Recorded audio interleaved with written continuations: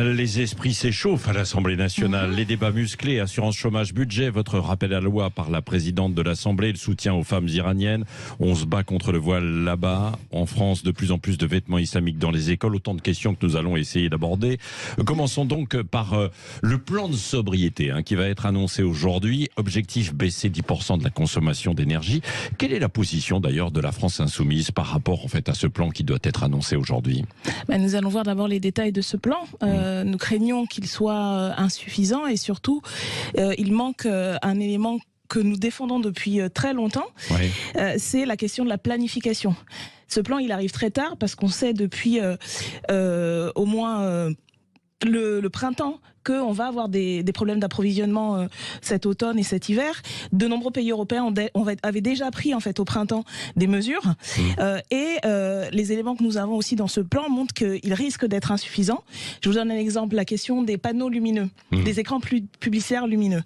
Il semble qu'il y aurait une interdiction dans la nuit. Le problème, c'est que les pics de consommation, c'est midi et soirée.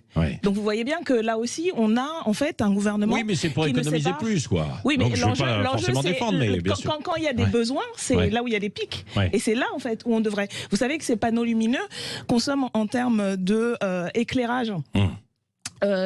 Et électroménager, autant un panneau, autant qu'un foyer français par an. Donc vous voyez bien que là, il y a une dissonance, c'est-à-dire que c'est des gens, le gouvernement, la Macronie, ne sait pas quoi faire face à la crise climatique, parce qu'il ne s'agit pas simplement de sobriété individuelle, et c'est là-dessus qu'ils portent beaucoup l'accent avec toute leur histoire de col roulé et de doudoune. Il y a aussi l'administration, les bâtiments publics. Mais la question, c'est comment est-ce qu'on fait monter les énergies renouvelables. Et là aussi, on est très en retard. Nous sommes le seul pays européen à ne pas avoir réussi à atteindre des objectifs fixés par l'Union européenne. Peut-être pas le seul, mais en tout cas, le seul à ne pas l'avoir atteint, alors que ces objectifs vont encore augmenter parce que c'est nécessaire. Et nous, donc, depuis énormément d'années, quand on parlait de planification, y compris les gens sortaient des grands yeux en disant « Oh mon Dieu, un terme soviétique », et vous voyez que c'est un terme qui est revenu. Mais le problème, c'est qu'ils utilisent les termes sans avoir compris de quoi il s'agissait. Sauf que Daniel Obono, par exemple, dans la planification, il pourrait y avoir le nucléaire, on ne s'est pas occupé. Si on a un problème, c'est parce qu'on ne s'est pas occupé du nucléaire aussi ces dernières années. Je pense que... Et vous êtes contre le nucléaire. Oui, je pense que c'est important. Si on vous suivait, finalement, on n'aurait quasiment plus d'électricité. Non, pas du tout. Écoutez, il n'y a pas besoin de nous suivre pour risquer les coupures cet hiver. Vous remarquerez bien que ce n'est pas nous qui, depuis 5 ans, n'avons rien fait. Je parle des énergies renouvelables, justement, parce que, par exemple, dans les scénarios... Mais ça fonctionne par intermittence, vous le savez. Oui, mais le nucléaire aussi. Vous le savez que nous avons 24 des 50 sites de centrales. C'est parce que ce n'est pas entretenu.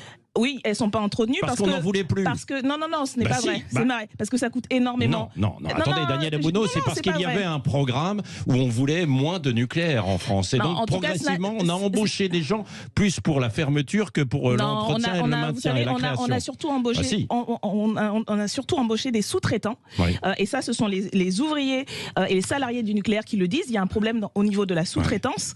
Mais quand vous disiez l'intermittence, le problème du nucléaire, et c'est ça que nous disons. Nous ne disons pas on va arrêter le nucléaire du jour au lendemain. Tout cela, il fallait le planifier. Pourquoi est-ce que c'est nécessaire? Parce que avec la crise climatique, la baisse, par exemple, du cours des rivières fait qu'on ne peut pas refroidir les produits. Et donc, il y a un problème. Il y a un problème d'approvisionnement.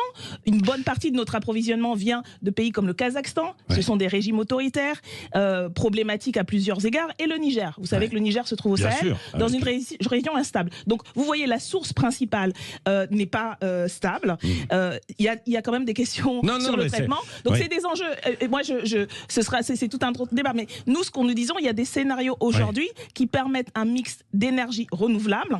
Et par exemple, je vous parlais du renouvelable. Aujourd'hui, tous les domaines, il n'y a pas que le solaire, il n'y a pas que l'éolien, il y a aussi la géothermie de masse, il y a aussi beaucoup de choses sur lesquelles nous sommes en retard. Et c'est 5 ans de perdu avec le mandat Macron. Et on risque d'être encore à la remorque avec ce qu'ils vont à proposer. Nous y sommes, en tout cas. Nous y sommes. Pourquoi est-ce que certaines personnes ont réagi assez vivement au coup de la doudoune et du col roulé? Aujourd'hui, nous sommes dans un pays où il y a 12 millions de personnes en précarité énergétique. C'est-à-dire que 19 degrés, ils connaissent déjà pas. Voilà. Donc, dire à ces gens qu'en fait, il faut mettre des cols roulés et des doudounes, parce que je pense qu'entre les 12 millions de personnes qui sont en précarité énergétique et Madame Borne ou les membres du gouvernement, c'est pas les mêmes qualités de doudounes non plus. Voilà. La question, c'est les passoires thermiques. Qu'a fait le gouvernement pendant 5 ans pour la rénovation? Ma prime rénov', c'est une vaste fumisterie. Vous savez ce qui va se passer. Voilà. Donc tout ça n'est pas sérieux. Ces gens ne sont pas sérieux, ne savent pas quoi faire parce qu'ils ont toujours le même logiciel. Ils pensent qu'on peut rester dans le système actuel qui nous mène à l'impasse. Bon.